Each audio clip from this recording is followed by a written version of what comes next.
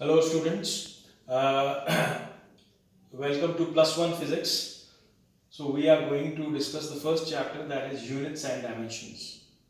In textbooks we have one more chapter, that is on physical world, but that chapter comprises of many ideas which we will be discussing in future chapters also, right? So that will be discussed in the briefly that will be discussed in the next set of lectures.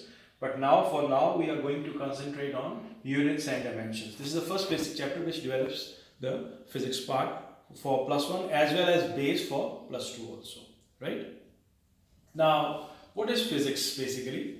Physics is the study of laws of nature, right जितने भी natural phenomena हैं हमारे पास जो अकर करते हैं, जैसे melting of ice हो गया, बॉइलिंग ऑफ वाटर हो गया, फॉर्मेशन ऑफ रेनबोज हो गया, ठीक है, then lightning of the bulb हो गया. सो ये जितने भी हमारे पास नेचुरल फिनोमेना जो हम ऑब्जर्व करते हैं, ये हम सारे जो है किसी न किसी फॉर्म में फिजिक्स का कोई ना कोई लॉ यहाँ पे लगता है, और उस लॉ को, इस ऑब्जर्वेशन को एक्सप्लेन करने के लिए हमें वो लॉ चाहिए होते हैं, और लॉ की स्टडी, उनके फॉर्मूले, क्वांटिटेटिव क्वालिटेटिव डेफिनेशन, ये सब हम फिजिक्स के अंदर पढ़ते हैं, राइट?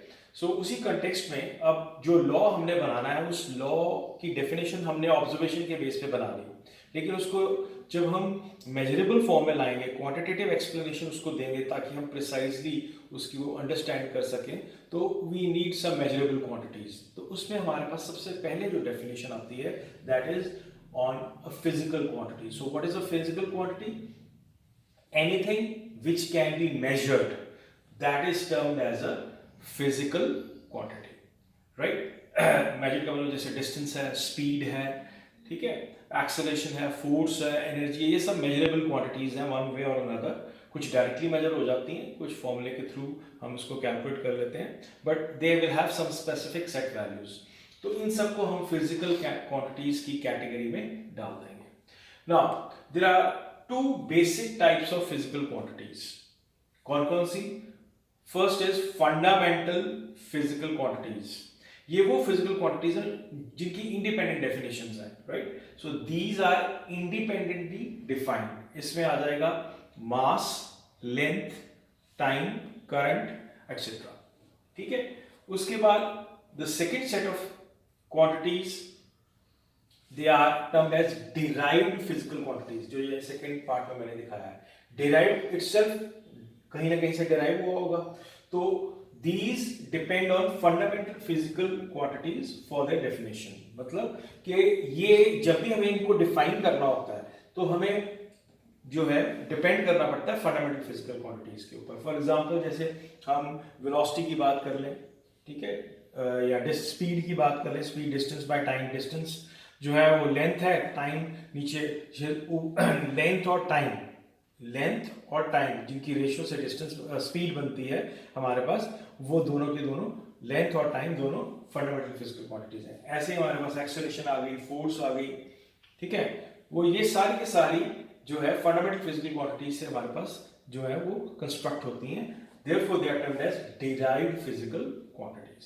नाउ आगे चलते हुए, कोई भी फिजिकल क्वांटिटी है उसमें दो पार्ट्स इन्वॉल्व होते हैं. सो अगर मैं Q एक फिजिकल क्वांटिटी लेता हूं, this is equal to the product of N into U. ये मेरा जो मेजर हो गया एक फिजिकल क्वांटिटी का, ठीक है, ये यूनिट, यू अंडरस्टैंड, और ये मैग्नीट्यूड.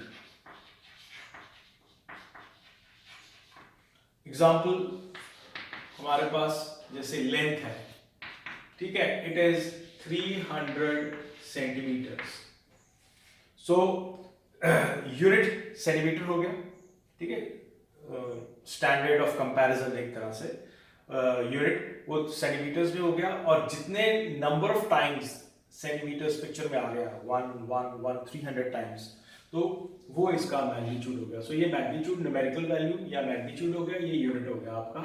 और इस तरह से हम किसी भी फिजिकल क्वांटिटी को एक्सप्रेस करते हैं। एग्जाम्पल के लिए हमने लेंथ ली, इसी को हम ऐसे भी एक्सप्रेस कर सकते हैं 3 मीटर्स, राइट। यहाँ पे क्लियर कट ऑब्जर्वेशन है कि वही फिजिकल क्वांटिटी अगर हम यूनिट्स चेंज कर जाते हैं तो उसकी जो न्यूमेरिकल वैल्यू एसोसिएटेड है साथ में वो चेंज हो जाएगी, and they are inversely related. Clearly है that n is inversely proportional to u।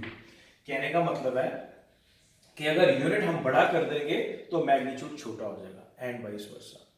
ठीक है। सो ये हमारे पास एक फॉर्मल एक तरह से जनरल डेफिनेशन बन गई। किसी भी अगर हमें जैसे मास ही है तो मास को अगर हमें एक्सप्रेस करना है तो mass can be equal to 2 kg, ठीक है, कैन बी 2000 ग्राम्स एटसेट्रा। तो इस तरह से कोई भी फिजिकल क्वांटिटी को हम एक्सप्रेस कर सकते हैं as the product of numerical value into the unit, और unit multiply by number of times that unit is to come into picture, that quantity is to be that unit जो है वो कितने टाइम्स हम उसको मल्टीप्लाई करें ताकि हमारे पास टोटल वैल्यू बन जाए।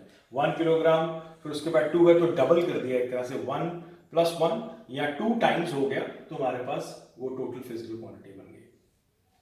ठीक है। अब सबसे पहले हमें यहाँ पे चाहिए यूनिट, क्योंकि किसी भी क्वांटिटी को अगर हमें मेजर करना है, कोई भी फिजिकल क्वांटिटी को, we need specific unit for that. तो उसके लिए हमारे पास सिस्टम्स ऑफ मेजरमेंट भी आगे आएंगे। सो जो तो physical quantities, fundamental physical quantities हैं, right, they are expressed in the fundamental physical quantities, they are expressed in fundamental units. ठीक है, एंड डिराइव्ड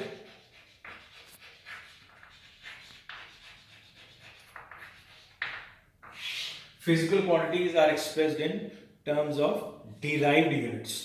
तो फंडामेंटल यूनिट्स हमारे पास जो है वो basically mass, length and time. अगर हम सीजीएस कोई भी, actually there are different systems of measurement, तो फंडामेंटल यूनिट्स उनमें अलग आ जाते हैं और डिराइव्ड यूनिट्स उसी की टर्म, फंडामेंटल यूनिट्स की टर्म में बनाते हैं, इसलिए उनको डिराइव्ड यूनिट्स कहते हैं। सो फंडामेंटल यूनिट्स हो गए, and second is derived units. 2 types of units depending on the types of physical quantities, derived units। ठीक है, पहला हो गया fundamental units and the second is derived units। fundamental units express fundamental physical quantities and the derived physical quantities they are expressed in terms of derived units। ठीक है, इसकी अभी detail में डिस्कशन करते हैं, लेकिन क्योंकि यूनिट की बात कर रहे हैं हम, तो सिस्टम ऑफ यूनिट्स पहले हमें ये भी पढ़ना होगा, सिस्टम ऑफ यूनिट्स। इसमें से कुछ चीजें आपने पहली प्रीलिमिनरी क्लासेस में भी पढ़ी हुई हैं, इनको हम ब्रीफली डिस्कस कर देंगे एज अ सिनॉप्सिस, और फिर उसके बाद हम ये पार्ट डेवलप करेंगे जो कि +1 के पॉइंट ऑफ व्यू से ज्यादा इंपॉर्टेंट है। सो सिस्टम ऑफ यूनिट्स सबसे पहले आ जाएगा CGS सिस्टम, सेकेंड आ जाएगा MKS सिस्टम, थर्ड आ जाएगा हमारे पास FPS सिस्टम, और चौथा SI सिस्टम। ठीक है, ये सारी एब्रिविएटेड फॉर्म्स है हमारे पास। जब कोई फिजिकल क्वांटिटी में मास, लेंथ और टाइम के फंडामेंटल यूनिट्स एक्सप्रेस होते हैं सेंटीमीटर, ग्राम और सेकंड में, ठीक है, तो हम उस सिस्टम को कह देते हैं CGS सिस्टम। अगर कोई भी फिजिकल क्वांटिटी हमारे पास एक्सप्रेस होती है इन सच अ मैनर कि उसमें जो फंडामेंटल फिजिकल क्वांटिटी के यूनिट्स हैं, ठीक है, फंडामेंटल जो क्वांटिटीज इन्वॉल्व हो रही हैं उस पर्टिकुलर फिजिकल क्वांटिटी में, फंडामेंटल फिजिकल क्वांटिटीज मतलब जो मास, लेंथ और टाइम के यूनिट्स हैं उसमें, उस पर्टिकुलर सिस्टम में अगर वो मीटर है, किलोग्राम है और सेकेंड है, तो उसको हम कहते हैं MK सिस्टम। इसी तरह से अगर हमारे पास कोई भी फिजिकल क्वांटिटी ऐसे एक्सप्रेस हो रही है कि उसमें जो fundamental units of mass, length and time है, they are expressed in terms of foot, pound and second, ठीक है, तो उसको हम कहते हैं FPS सिस्टम। ये आजकल ऑब्सोलीट है, ब्रिटिश सिस्टम है, ओल्डर डेज में यूज होता था 20-30 इयर्स बैक, आजकल इतनी टेंडेंसी नहीं ये नहीं है, क्योंकि फिजिक्स आजकल सारी की सारी जो चलती है या तो एग्जामिनेशन पॉइंट ऑफ व्यू से सीजीएस सिस्टम हमारे पास चलता है, या वैसे जनरलिटी में through out the world internationally accepted system of the units है, दैट इज एसआई सिस्टम। इसको हम, ये एब्रिविएटेड फॉर्म है, इसको हम कहते हैं system D international system, system SYSTMME system D international. ठीक है, ये हमारे पास जनरल यही वर्ड चलता है, एसआई सिस्टम। ठीक है, ये इसकी एक्सटेंशन है, ये एमके सिस्टम की एक्सटेंशन है। क्या है कि हमारे पास मीटर किलोग्राम सेकंड तो ठीक है, लेकिन जब बारी आई टेम्परेचर मेजर करने की, करंट था हमारे पास, ठीक है, तो वो उन आइटम्स के लिए वो भी बेसिकली फिजिकल क्वांटिटीज है, उनके लिए हमारे पास कोई यूनिट्स नहीं थे। तो इस सिस्टम के डेवलप होने से जो additional physical quantities, fundamental physical quantities थी, उनके यूनिट्स भी पिक्चर में आ गए। तो अब हम इस सिस्टम, और नेचुरली ये दो क्योंकि मेन है, ये इसकी एक्सटेंशन ही है, तो कंपैरिजन के तौर पे फंडामेंटल यूनिट्स और डेराइव्ड यूनिट्स को हम स्टडी करेंगे with respect to SI and CGS system. SI system में हमारे पास सबसे पहले एसआई सिस्टम की डिस्कशन ही करते हैं। सो फंडामेंटल यूनिट्स जो है एसआई सिस्टम के अंदर और सीजीएस सिस्टम में टैबुलेट कर लेते हैं, क्योंकि इन्हीं की बेसिस पे आगे सारी डिस्कशन हमारे पास चल रही है। ठीक है, so fundamental units, there are 7 basic units, 7 basic fundamental units and there are 2 supplementary units. So पहले 7 बेसिक हम जो बात करते हैं, सबसे पहले आ जाएगा मास। ठीक है, इसका जो सिंबल है यूनिट हमारे पास, दैट इज किलोग्राम।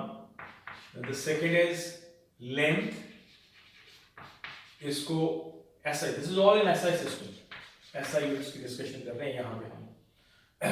यूनिट आप ऐसे लिख सकते हो, एसआई, और इसी के आगे हम एक और कॉलम बना लेते हैं जिसमें हम सीजीएस यूनिट भी लिख सकते हैं, दिस इज ग्राम। ठीक है, वैसे उसको चाहे आप अलग से भी ट्रीट कर सकते हो, साथ में लिखना चाहो तो साथ में भी लिख सकते हो। सो लेंथ हमारे पास आ जाएगी मीटर। ठीक है, थर्ड टाइम, ये आ जाएगा हमारे पास सेकेंड्स में। Then temperature, this is in kelvin K. ठीक है, आप इस वक्त सिर्फ एसआई सिस्टम पे हम कंसंट्रेट करते हैं, उस सेंटीमीटर का सीजीएस का दोबारा डिस्कशन में पिक्चर में आएंगे। देन लेंथ, टाइम, टेम्परेचर, उसके बाद आ जाएगा current, again a fundamental physical, basic physical quantity. ये सारे 7 बेसिक हमारे पास यूनिट्स हैं। करंट के लिए एम्पियर, देखो जिनके यूनिट्स साइंटिस्ट के नाम पे है वो हमेशा सिंबल कैपिटल आएंगे आपके पास। Then 6th we have candela. ठीक है, ये एक तरह से कैंडला तो हमारा यूनिट बनेगा, ये बेसिकली ल्यूमिनस इंटेंसिटी है, ल्यूमिनस इंटेंसिटी कैंडला, ये आपके लिए नया है कैंडला। ठीक है, और amount of the substance, mole, ये मैं उधर उस तरफ लिख देता हूं, 7th item, amount of the substance,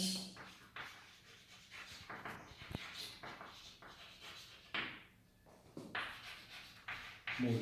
ठीक है, ये इसका ऐसा सिस्टम। तो ये 7 हमारे पास फंडामेंटल यूनिट्स हो गए। ठीक है, इसमें ये थोड़ी इसके demands little explanation. Luminous intensity, देखो ल्यूमिनस इंटेंसिटी वैसे तो सबकी टेक्निकल डेफिनेशन है और सब एटॉमिक लेवल के ऊपर या एटम्स की प्रॉपर्टीज के ऊपर ये सारी डेफिनेशन बेस हैं। वो टेक्निकल डेफिनेशंस हैं, उनके लिए extra set of information content हमें चाहिए, लेकिन यहाँ पे ये आप कहीं ना कहीं यूज कर सके हो तो आगे भी आप इसको समझ पाओगे। लेकिन जो ल्यूमिनस इंटेंसिटी है ये नई टर्म है। बेसिकली इंटेंसिटी होती है एनर्जी फ्लोइंग एनर्जी, जैसे साउंड लाइट हीट है तो उस केस में हम इंटेंसिटी वर्ड यूज करते हैं, क्योंकि वो एनर्जी एक जगह टिकी नहीं हुई, वो कंटिन्यूसली फ्लो कर रही है। लाइट भी आप देख लो कंटिन्यू प्रोपगेट करती है, साउंड भी प्रोपगेट करता है, हीट एक बॉडी से दूसरी बॉडी में जाती है, ठीक है ना। तो इसमें हम फिर ऐसे बात करते हैं energy flowing per unit of time and per unit of solid angle that is in space, ठीक है। तो ये सॉलिड एंगल क्या है, इसकी डिस्कशन मैं अभी आपके पास आता हूँ, फिर करता हूँ। और वो सॉलिड एंगल मतलब ये होता है कि स्पेस में एनर्जी कैसे फ्लो कर रही है एक स्पेसिफिक डायरेक्शन में from a point source of light, उसका जो मेजर है वो हमें ल्यूमिनस इंटेंसिटी देती है, ठीक है। इसको समझने के लिए हमारे पास एक और भी टर्म चाहिए होगी, दैट इज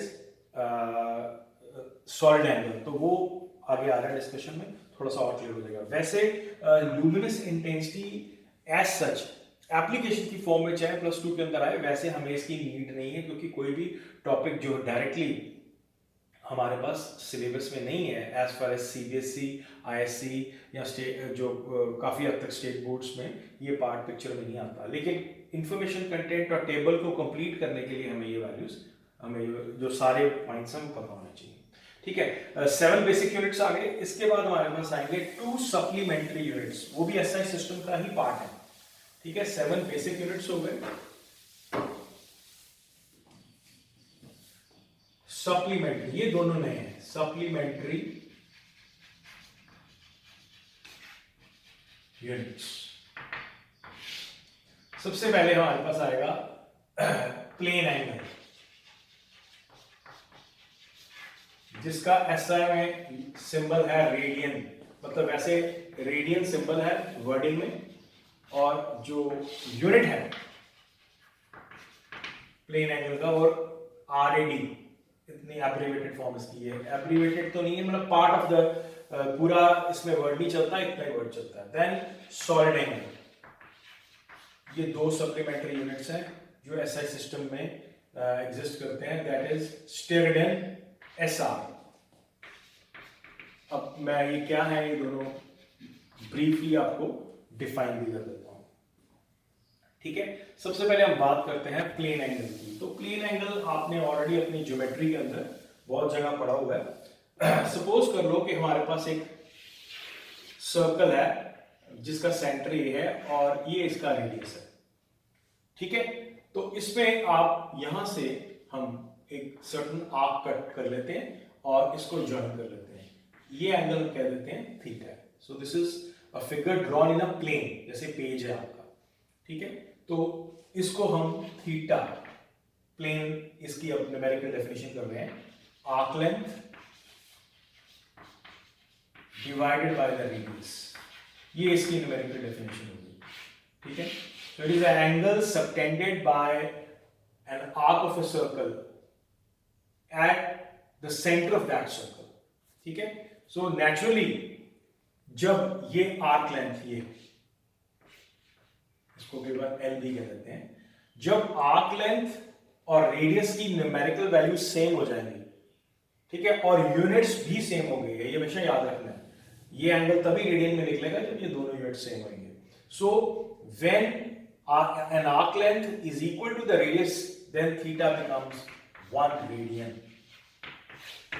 ठीक है। ये when L is equal to 1, ठीक है। So 1 radian is the angle subtended by an arc length equal to the radius of that circle, ठीक है, at the center of that circle obviously। इसका मतलब ये हो गया कि अगर पूरे सर्कल के कारण सेंटर पे एंगल मेरे को बनाना हो तो वो क्या बनेगा, theta is equal to 2 pi r, क्योंकि सर्कमफ्रेंस पूरी आर्क लेंथ हो गई, रेडियस r हो गया, ये 2 पाई r होगा, तो 2 पाई रेडियंस, ठीक है। अल्टीमेटली बाद में जाके हम जब कंपेयर करेंगे तो हमें पता लगेगा कि ये 2 पाई रेडियंस 360 डिग्रीज के बराबर ही होता है बेसिकली, ठीक है। वो जब कन्वर्जन ऑफ यूनिट्स आएंगे तो वहां पे हम डिस्कशन करेंगे एक ही एंगल को जब डिफरेंट यूनिट्स में एक्सप्रेस कर सकते हैं। अच्छा, इसके बाद हमारे पास एक जो सेकंड हम सप्लीमेंट्री यूनिट बात कर रहे थे, दैट इज स्टेरेडियन। तो स्टेरेडियन की डेफिनेशन जो है, क्योंकि सॉलिड एंगल है, ये स्पेस में हमारे पास एग्जिस्ट करता है, तो आपको विजुअलाइज करना पड़ेगा जैसे कि हमारे पास एक स्फीयर है और उस पे हम कुछ प्लेनर पोर्शन जो है वो देख रहे हैं। आर की बजाय आप प्लेन फिगर की बजाय आप स्पेस में स्फीयर एक पिक्चर दिमाग में विजुअलाइज करो, और स्फीयर में से हम कुछ पोर्शन सरफेस से, पूरे surface area of the sphere का कुछ पोर्शन अगर हम काट दें और इस तरह से वो पोर्शन हमारे पास बन जाए, तो सेंटर ऑफ द स्फीयर पे हम देखें कि कितना एंगल जो है ये सबटेंड कर रहा है हमारे पास।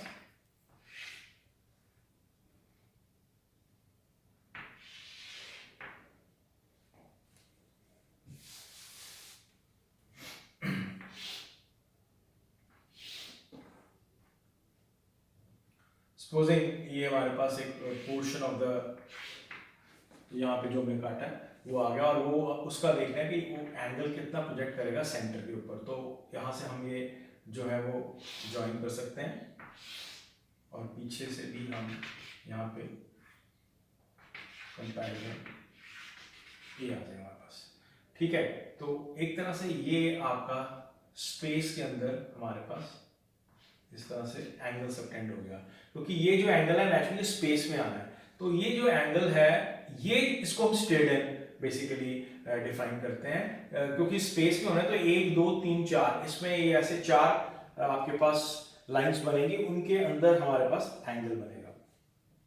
ठीक है, तो उस एंगल को हमने कहना है स्टेडन एंगल।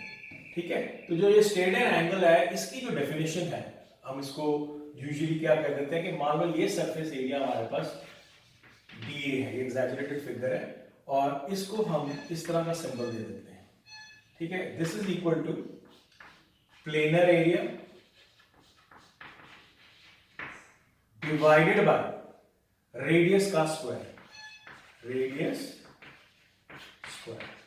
ठीक है, so planar area usually DA होता है, क्योंकि अगर हमने एलिमेंट्री पार्ट लिया है, थोड़ा सा पार्ट लिया है सरफेस का, और ओवर आर स्क्वायर, ये हमारा रेडियस आर है। एक तरह से ये मैंने एग्जैजरेटेड फिगर दिखाई है इस कटे हुए पीस की।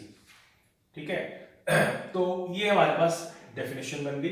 अब अगर यूनिट सेम है हमारे पास, ठीक है, तो इस पार्ट को हम सॉलिड एंगल कह देते हैं। This is nothing but the solid angle.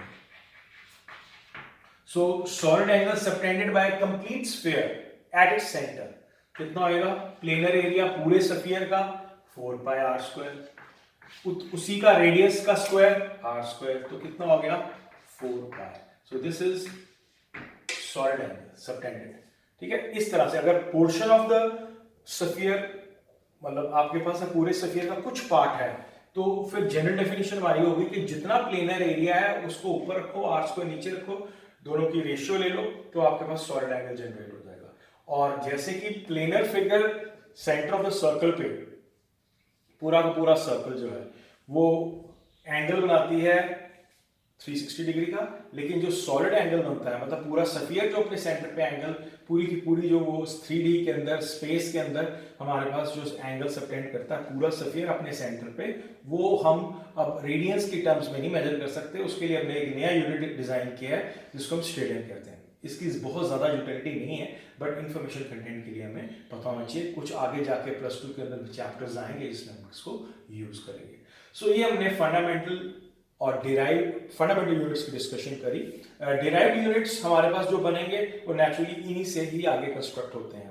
जैसे आपके पास, जैसे मैंने कहा था कि जैसे स्पीड है हमारे पास, ठीक है, तो that is equal to distance over time.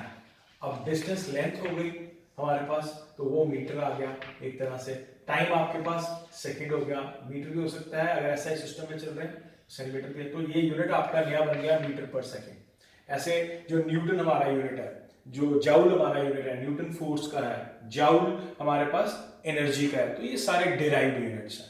ठीक है, so this was a very basic part on the unit system. ठीक है, इसके बाद हम डायमेंशंस पे जाएंगे, जिनको हम जिसके साथ साथ यूनिट्स की फर्दर एक्सप्लेनेशन साथ लेंगे। तो that will be followed in the next हमारे पास जो लेक्चर आएगा, राइट? क्योंकि हमने आज इंट्रोडक्शन की है, ठीक है, बिल्कुल पहला बेसिक काम है।